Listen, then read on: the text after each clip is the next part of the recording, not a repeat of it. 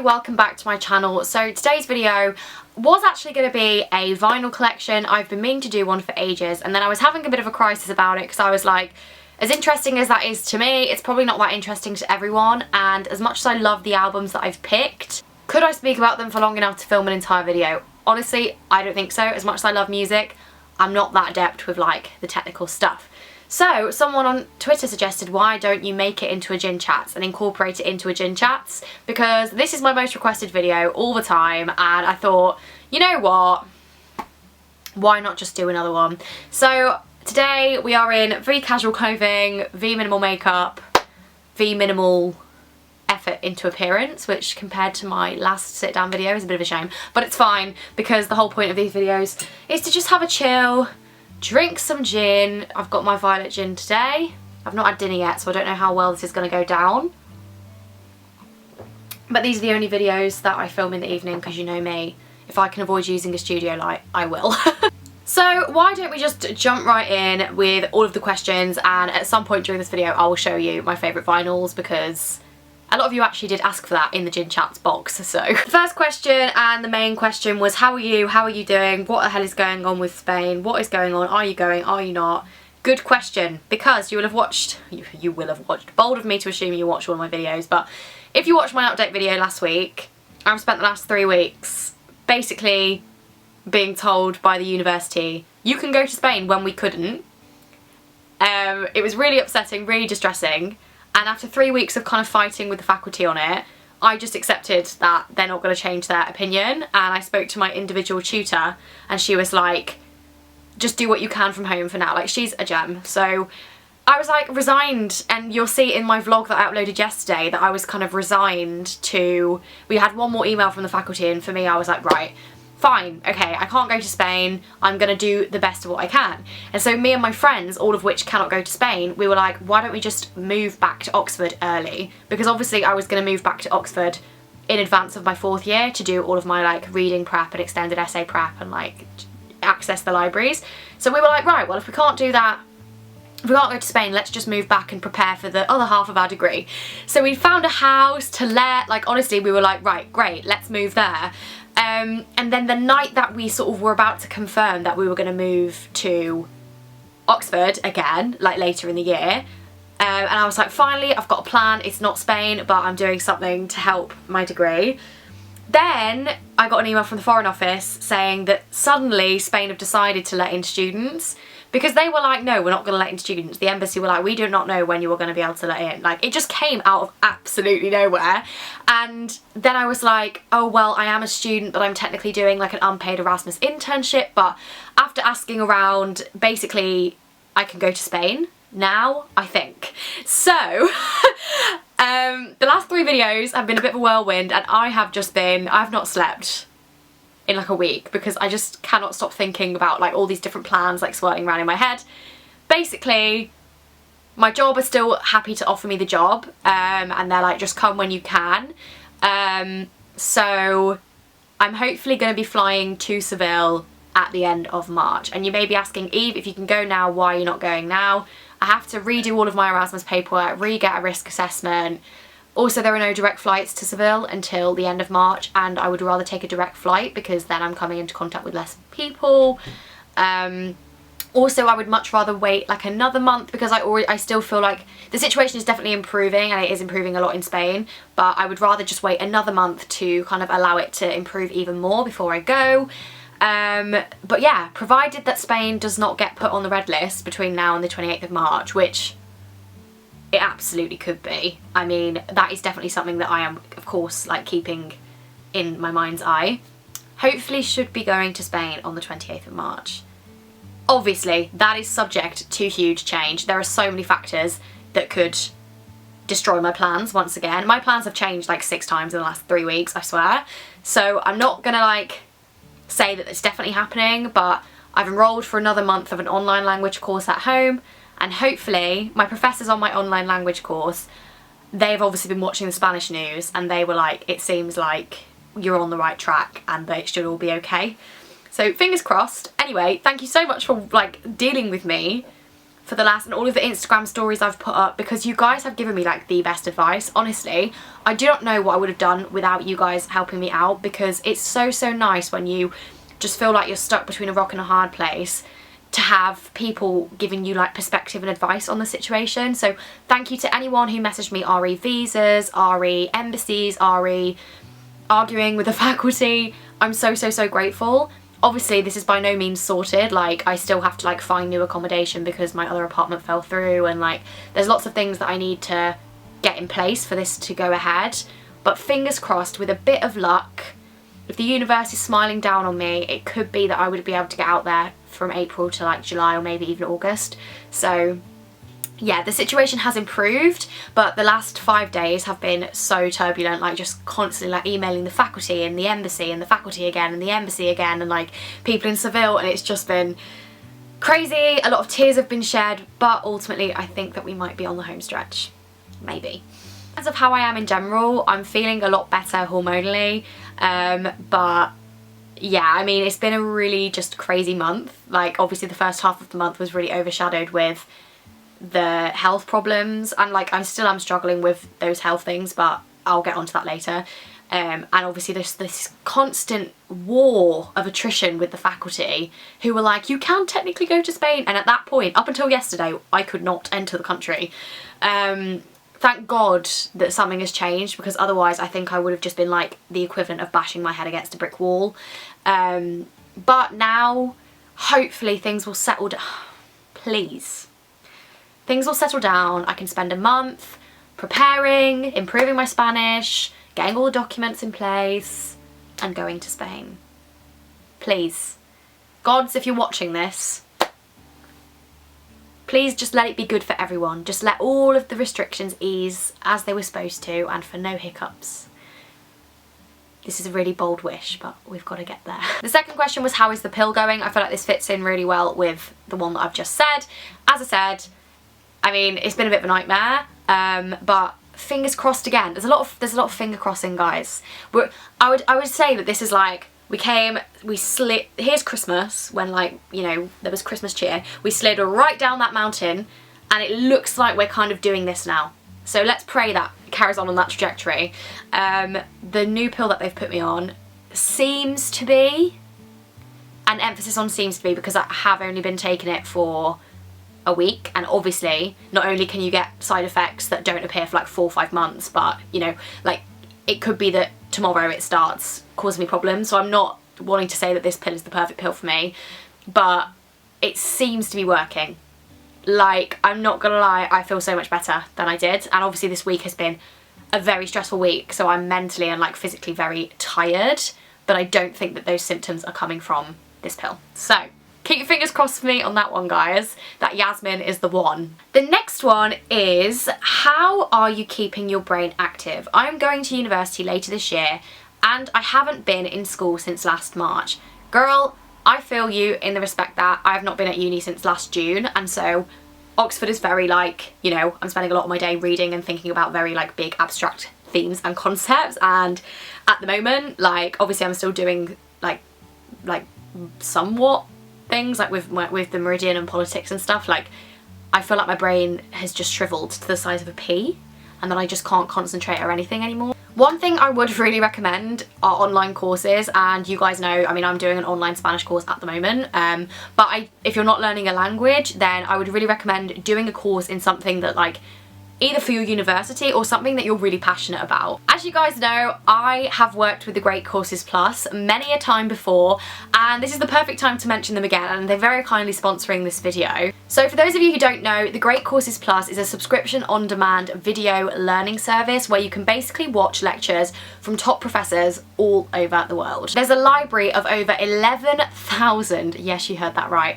video lectures from top professors from Ivy League universities or experts from like the Culinary Institute of America, National Geographic, and honestly every single subject that you can possibly imagine being on there is on there. Literature, crafts, art, sport, music, all of these different things. You will find a course that, I want to say tickles your pickle, and I've never used that phrase in my life really, but that makes your brain say yay. What is the phrase? What's the phrase about activate in your brain? Someone tell me in the comments below. So I've done the American history courses, but because, as I said earlier this video, I don't really know that much about the technical side of music, and I would love to be able to speak about it more fluently.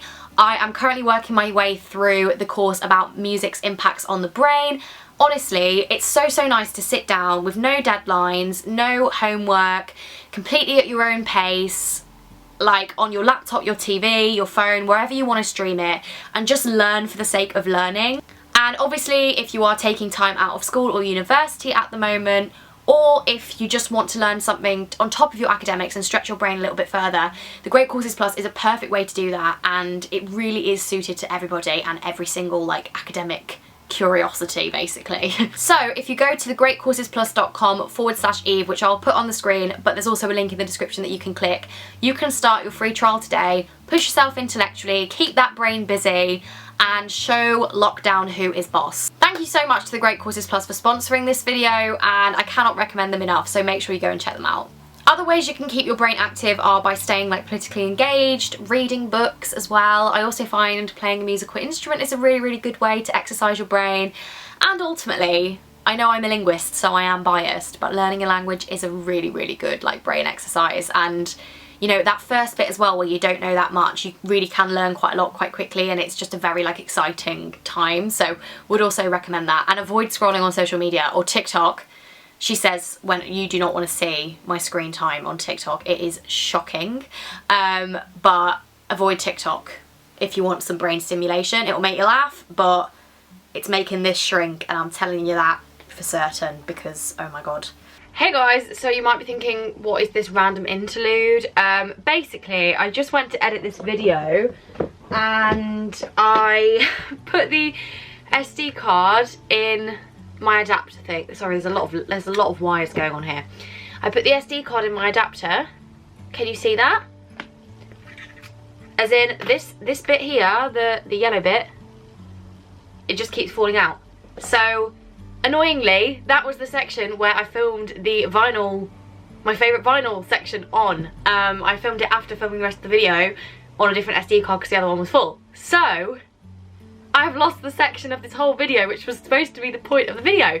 So I apologise for the random interlude of me the next day, and I was thinking, okay, no worries, I'll just get ready, but ironically, oh god, I'm feeling really nauseous today. I'm really hoping it's a one-off and it's not the same as last time, and it's just like a one-off day of just feeling a bit nauseous. So I thought you guys probably wouldn't mind if I just came on here in my organic, very pale state. Guys, I literally, you know what, I'm not one to tan, but I have ordered some gradual tanner because, girl, like, I know this camera washes me out, but it's ghostly. We're at ghostly levels of paleness. Anyway, so I thought I would come on here and show you my, I think 6 favourite vinyls. I had 10, and I thought, do you know what, like, I just can't, I feel like I'm just going to start war no matter what I do, basically. So I just wanted to say before I go through my favourite vinyls that I have a very weird music taste. I don't have a weird music taste. It's not like alternative or anything. I just mean that I listen to like a bit of everything. And by everything I mean not, you know, like heavy metal and stuff. But you know me, I'm an old girl. I love basically anything written just like when my dad was a child. I have inherited a lot of my music taste from my dad, but I also just, I don't know, I don't really know how to explain my music taste. I don't even need to explain my music taste because I'm great in a club, because I tell you, I can go to the R&B floor, I can go to the 2000s floor, I can go to the Cheese floor, I can go to any floor and I will probably know lyrics to songs. You know, I'm a bit of a people pleaser. Well, I'm not a people pleaser when it comes to music, but do you know what I mean? Like, I feel like I have a good breadth. So I've picked my 6 albums that are my favourites. 2 of them are actually still wrapped because I've not had time to listen to them, because I bought them for this video. Not bought them for this video, I just realised when I was going through my favourite albums that I didn't have them on vinyl. I asked for them for Christmas, and my mom, I asked for quite a few different ones, and I said to my mom, just get me a couple. So these were a couple that she didn't get me, which is literally totally fine. Obviously, I just hadn't got around to buying them myself. But these are my 6 favourite albums of all time, I would say. That's a big statement to make. Oh my god. The first album is one that I don't know, like, if it's just me, but I think after watching It's a Sin again, like after watching It's a Sin, sorry, I just forgot that this album existed, but I know the lyrics to like every single song on this album because it is a perfect album. And all of these albums, in my opinion, do not have a bad track on them, because for me, I have never been an album listener. You know me, I'm a playlist gal, but I am trying to get more into listening to albums, and in my opinion, these are all albums that listen through like completely perfectly, as in there are so many albums which I love that I wanted to put on this, but there are just a couple of tracks that I always skip. There are no skips on these tracks for me. Special mention goes out to Evermore by Taylor Swift, which I've not got on vinyl yet because it's not coming till May.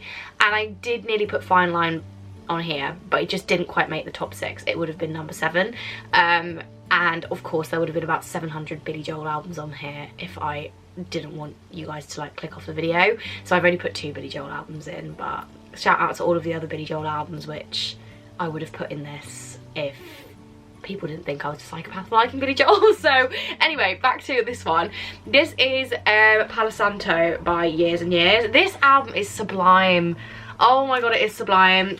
Ollie Alexander's voice is so unique, so beautiful, and it's just the vibe of the album like straight the way through. Perfect mix of highs and lows.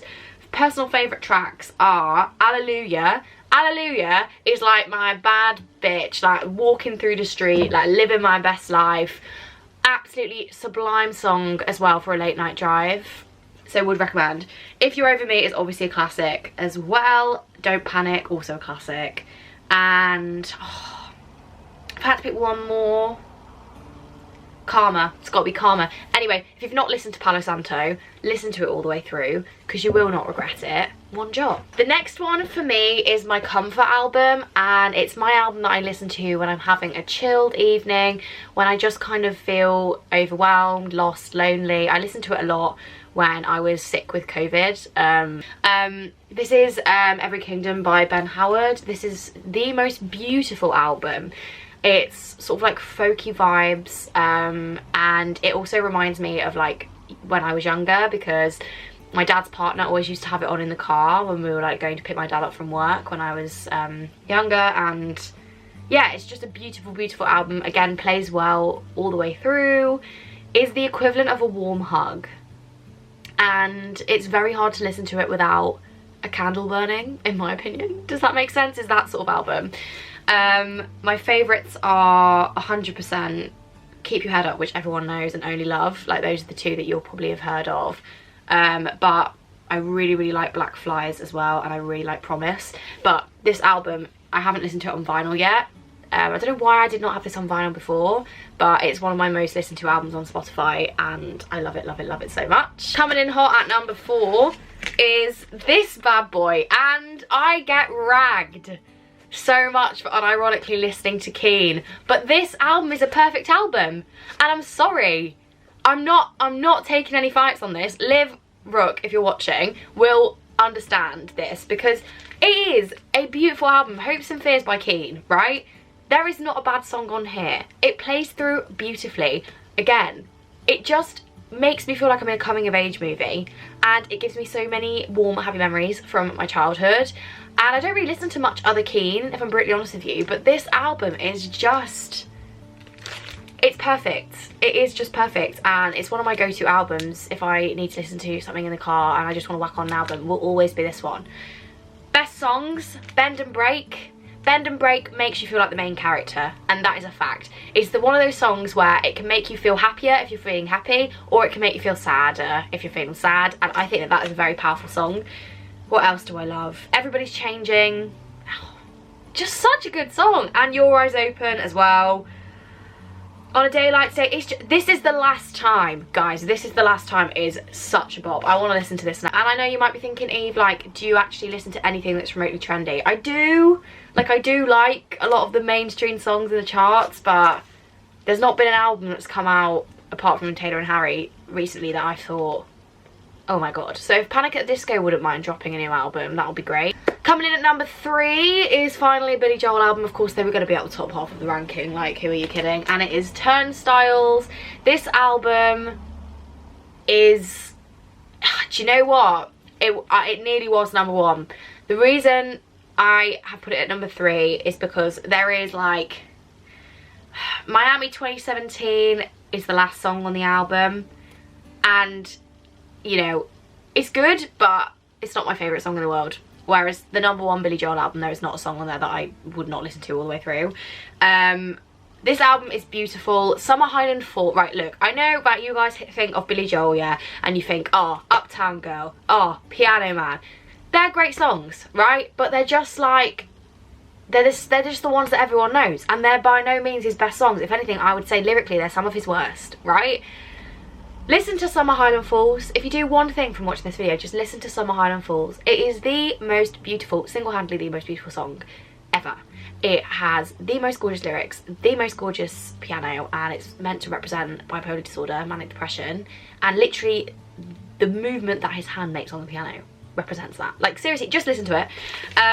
But New York State of Mind is also on this album, and New York State of Mind, I cannot wait until March 2022 when I will be in New York City, in Madison Square Garden, listening to Billy Joel sing New York State of Mind. That is the top thing on my bucket list in my life. I've seen him twice in concert, but I just want to see him in New York. If that concert gets postponed or cancelled, you won't be hearing me for the next 10 business days, because I will need to go into mourning. But this album is incredible. #2, and this is going to be even more controversial because you're thinking, oh my god, is that a Fleetwood Mac album? That's not Rumours. Yes. I love Rumours, do not get me wrong, one of my favourite albums ever, and I have it on clear vinyl and it's beautiful. But it's just not Tango in the Night. I bought Rumours and then someone told me, oh, you should listen to Tango in the Night, and I thought, oh, I mean, I know some of the songs off there, like Little Lies and Everywhere. This album is incredible. I have it on like a dark emerald green vinyl, but again, no skips, no skips. I just prefer it much more. I think the songs are just way more my style. Favourites, Seven Wonders, I think is in my top 10 songs of all time for sure. And it's just such a feel-good album. But Isn't It Midnight, Mystify.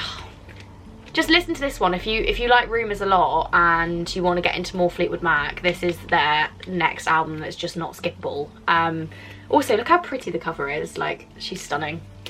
But as I said, I really don't have much to say about these albums. Like, I'm not very musically adept, but I just, you know when you just know that an album makes you feel a certain way? Right, I'm going to give you a second to guess what my top album is. And let me know in the comments if you got it right. You definitely would have got it right. It is, of course. Like, of course. Like, what else would it be? When I was thinking about my 6 favourite albums, like, this is going to be the first one to come to mind. The Stranger by Billy Joel. This album is a musical masterpiece. And for all of you people who don't listen to Billy Joel, which is so totally fine because everyone's got their own taste, you will have heard of Vienna because it's been all over TikTok, right? Vienna's a great song, and it's one of my favourite songs ever. Again, definitely in my top 5. The lyrics are beautiful, but this album has so many other bangers on. Moving Out, The Stranger, Just the Way You Are, which will be my wedding song. Scenes in an Italian Restaurant. Iconic, right? That's made its way to TikTok as well. She's Always a Woman is mine and my dad's song, and that song is like so close to my heart, there's no joke.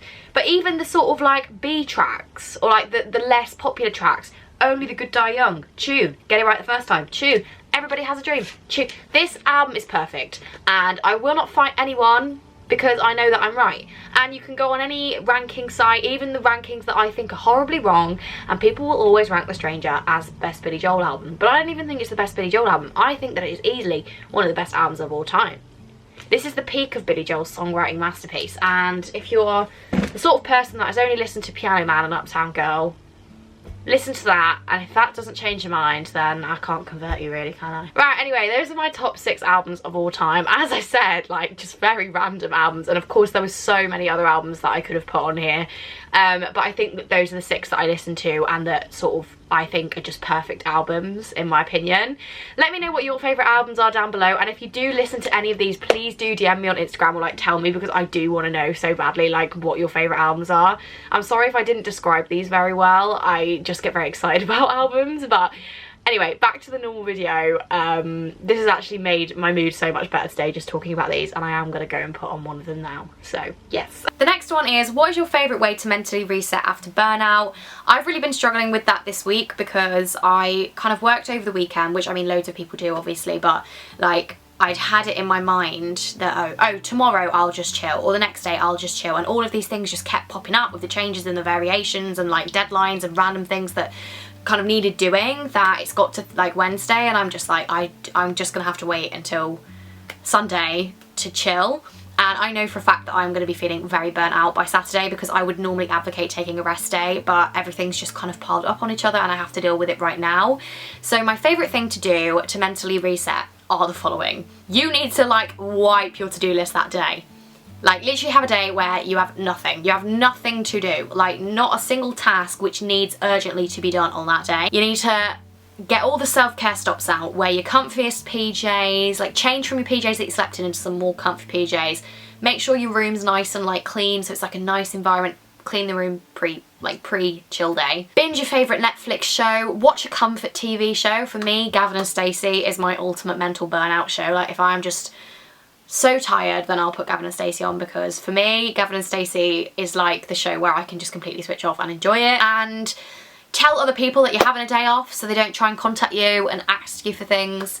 And try and stay off social media. I mean, like have a bit of time where you just happily can scroll through social media without feeling guilty, but if you spend your whole day on there, you're going to compare yourself to people who are still working and you're just going to get yourself in a proper tiz. So try and stay off social media. Try being the key word. Obviously this is not me saying that one day is going to be enough to combat burnout. I'm just trying to say, like, if you're just feeling a little bit flustered, then take a day, and a conscious day out as well. Like don't like really carve it out of your week and like tell everyone and just be like, this is my day. Tips for longer term burnout, I think I've covered on my channel quite a few times, so definitely go back and watch my like productivity Q&As and things, and all I can say is solidarity to your sister. The next one is top places you'd like to visit in Latin America. I really hope things are looking up for you, Eve. Thank you very much. I hope things are okay with you too. So as I said in my update video, and this has not changed despite the fact that I can go to Spain, obviously there are still going to be quite a lot of restrictions in Spain, and I want to stick to those restrictions naturally, because me travelling anyway is, you know, a big responsibility, and I don't want to, you know, do anything to endanger the progress that any country is making. But I am still going to travel after I finish my degree, and Latin America is 100% top of the list, because that was where I was supposed to be this year, and I've just, ever since I went to Peru, I don't know if you guys have watched like my vlogs from Peru or just saw my Instagram, I fell in love with the people and the country, and I haven't honestly planned where I want to go. I just want to go all over. Chile is top of my list, because my speaking assistant when I was in secondary school was from Chile, and she was the most lovely person ever, and we still stay in touch, so I'd love to go and visit Fernanda. Fernanda, if you're watching, I'm gonna come and visit you, I promise. Also, I just think it's such a fascinating country, and obviously the climate differs so much from the top to the bottom. Argentina, Buenos Aires is like top of the list, because that was where I was supposed to be studying. Mexico though, I really want to travel Mexico. I want to go to Colombia. I want to go to all of the places really. I really do. Like Brazil as well. I know that they speak Portuguese, not Spanish, but Brazil just looks like an absolutely beautiful country. Obviously I want to go when it's completely safe to do so, but if you do have recommendations for specific places that I should visit, I've not obviously started planning it properly yet, because I've not really dared to think about it, but if you have places that you think would be really nice for me to visit, then do let me know, because I'm so excited to go, and I'm really excited to be able to just use my Spanish, but like not for like with purposes of doing well in my degree. The next one is a really random and niche question, but like this is a really relevant question because Gogglebox is coming back, or will have come back by the time you're watching this. Who is your favourite Gogglebox family? I think that, I was going to say I think this is really controversial, but I don't think it's controversial at all. I absolutely love Jenny and Lee. I just think they're so funny. The one where Jenny thought that Daniel Craig was Craig David or something, I genuinely have not laughed that hard in the longest time. But Gogglebox is another one of my comfort shows. I've already watched literally every single episode, or else I would be watching that at the moment. But when I was in when I was ill with corona in Berlin, the amount of Gogglebox I got through, oh my days, it's just like a warm hug in a show. Love it. The next one is, what is something you're looking forward to after lockdown? Obviously I mean, right, I could still be in the UK for the rest of the year if something happens in the next month, which it very likely could. So if I'm in the UK when lockdown is lifted, really primarily the thing I'm looking forward to most is seeing my friends that I've not seen for like the best part of a year or over a year. In the case of Lizzie, Lydia, No, Molly and Liv, not seen them for over a year now, and I am kind of worried that of course I want to be in Spain and it's a really important part of my degree, and obviously that's gonna come first and they understand that, but I'm really worried they're all gonna reunite, which is what they did last summer when they reunited, and I was in Berlin and I was just like, oh my god, like I still can't see you guys. But hopefully if I come back in August, which is kind of generally the plan, to like come back mid-August, because that's when my visa runs out and I do need to prepare for final year, then I'll be able to see them. So I'm very excited to see them. But if I'm still in the UK, obviously that would definitely be a silver lining of that situation. If I'm in Spain, then just travelling around Spain. I have wanted to travel the south of Spain especially for so long, but obviously when I go to Seville, like for the first few months, I imagine that travelling won't really be on the agenda, which is totally fine. But I would love, love, love, love, love to visit like Cadiz and Malaga and Granada.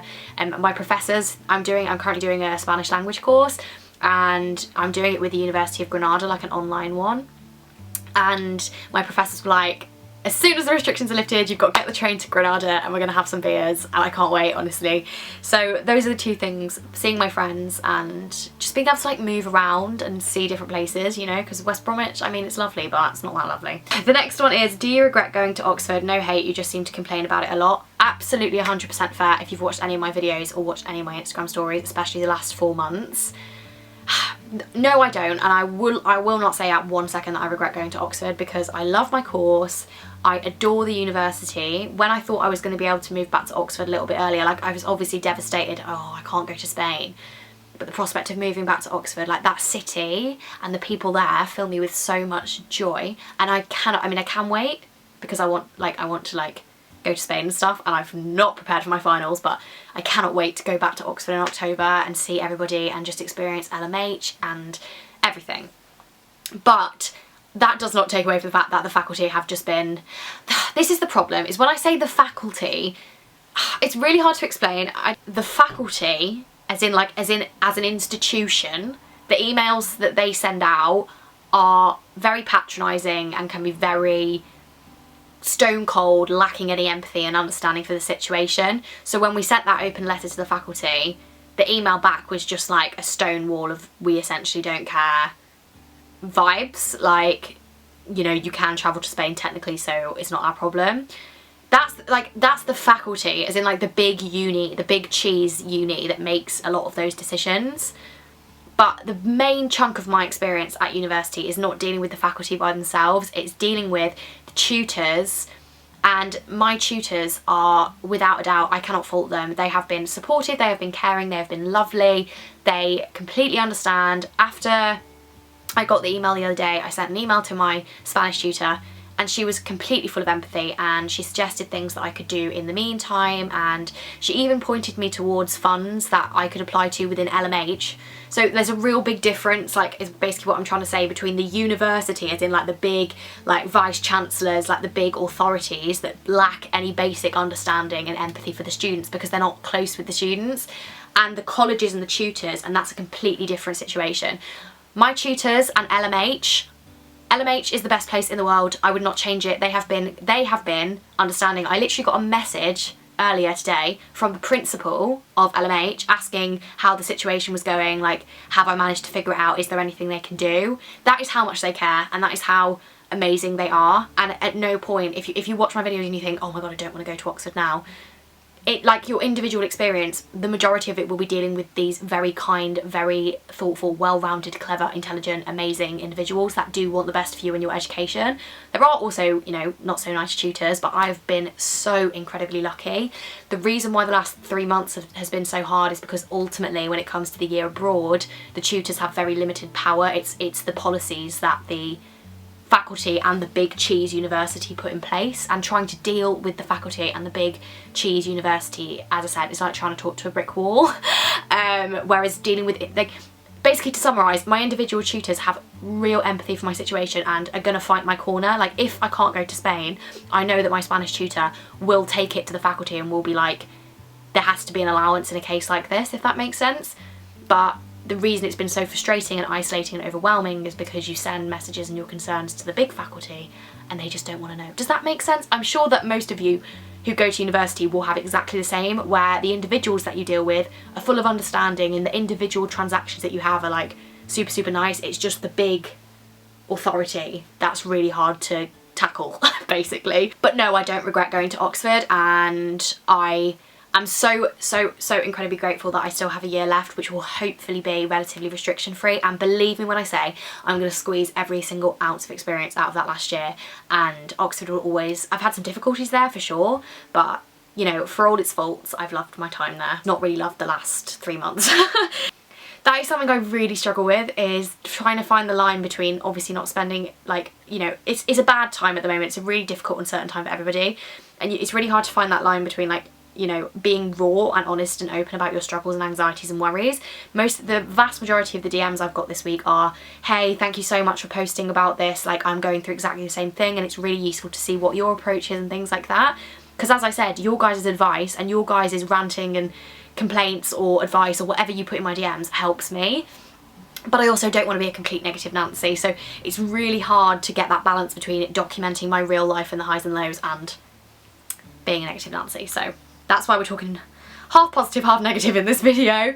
I've just realised I'm not even drinking the gin. Like, the gin's just sat there tragically on the side, and we do not love to see that. Oh, it's really strong. It's not even that strong, I just can't hack the drink anymore. God forbid if I'm in the UK when the club's open, or if the club's open on June 21st. Messy. The next one is, if you could switch lives with somebody else for a day, who would you pick? And I've been thinking about this ever since I screenshotted this question, and I just do not know. I really don't know who I'd like to switch lives with.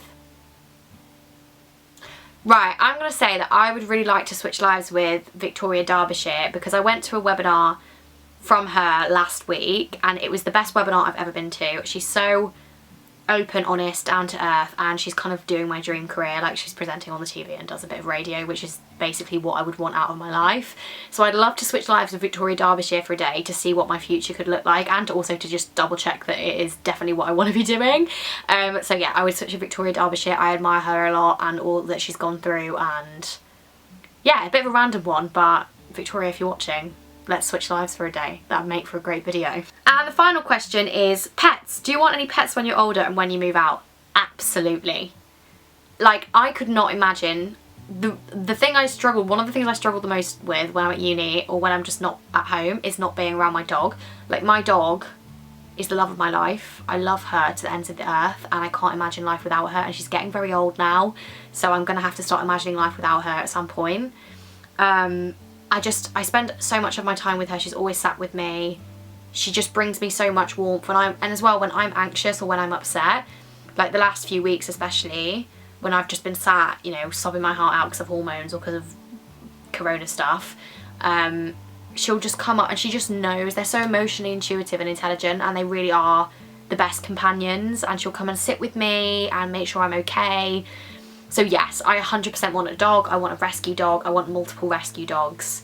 I don't know what sort of dog. I mean, I'd love to have a Staffordshire Bull Terrier because that's what I've grown up with, and Jess is literally the best dog in the world, and it really upsets me when people say that Staffies are evil because she couldn't hurt a fly. Like, the other day she hurt her leg running after a squirrel, and now she can't walk properly. Yeah, so obviously I don't want to get a pet until I am in a situation to give it all the love and the attention and the care that it deserves. So I don't imagine getting a dog, like, you know, in sort of like immediate post-university life, because I'm going to be like really busy, obviously travelling, and then probably living in Manchester or somewhere like that, you know, working for my postgraduate and then in like a full-time job. But when I have settled down, hopefully, with a significant other, but if not, I don't even care. Like, once I've got my own house, then I'm getting a dog, whether or not I have a significant other. Like, it really does not bother me. So, yes, the answer to that is I would like 2 dogs. I think I would like 2 rescue dogs, and they can grow up with my children, and it will just be like the best thing in the world. Anyway, those are all of the questions for today. Thank you so much for tuning into this little extra video this week. I'm really hoping that I'm really hoping that we're going to get back to more regular videos, but obviously, as I said, my life is just so up in the air at the moment. I really do not know what's happening from one week to the next, so I'll try and keep you in the loop. Apologies for all the update videos, because quite frankly, like, I'm bored of updating people. But as I said, this channel is all about documenting the changes and the craziness that is student life. So I hope you enjoyed it. Don't forget to sign up for a free trial of Great Courses Plus if you haven't already. And yeah, I'll see you next week, hopefully, with a brand new video, and have a great week. Bye guys. Mwah.